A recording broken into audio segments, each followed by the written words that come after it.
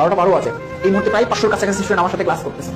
তোমরাই জিতবা, সব স্টুডেন্ট জিতে না, সব বাবা মা ভাগ্যবান না, কারণ তাদের সন্তান তাদেরকে ভাগ্যবান করে না।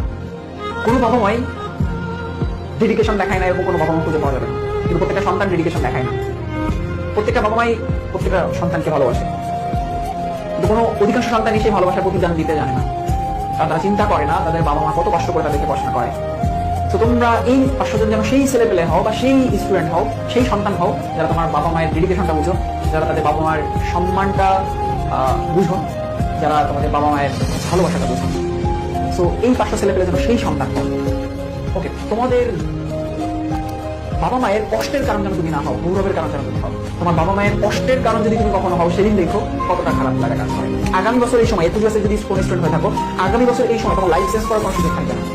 আগামী বছর এই সময় তোমার লাইফে আর অনেক অপশন ক্লোজ হয়ে যাবে। এই মুহূর্তে ঢাকা মেডিকেল চিন্তা করতে পারো, এই মুহূর্তে বুয়েট চিন্তা করতে পারো, এই মুহূর্তে বুটেক্স চিন্তা করতে পারো। আগামী বছর এই সময় কিচ্ছু চিন্তা করতে পারো না, তোমার জায়গা ফিক্স হয়ে যাবে।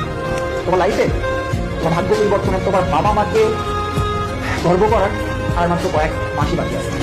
এখনো কেন এলোমেলো পড়াশোনা করো? এখনো কেন বিভিন্ন জায়গায় ভুল করে বিভিন্ন জায়গাতে ভুলভাবে নিয়ে সময়